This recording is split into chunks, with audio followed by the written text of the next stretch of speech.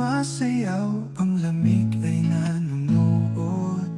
Mga puno ay giniginaw, ang init ay dumadarang. Sa ilalim nitong araw, mga anino ay bumubulong. Palihim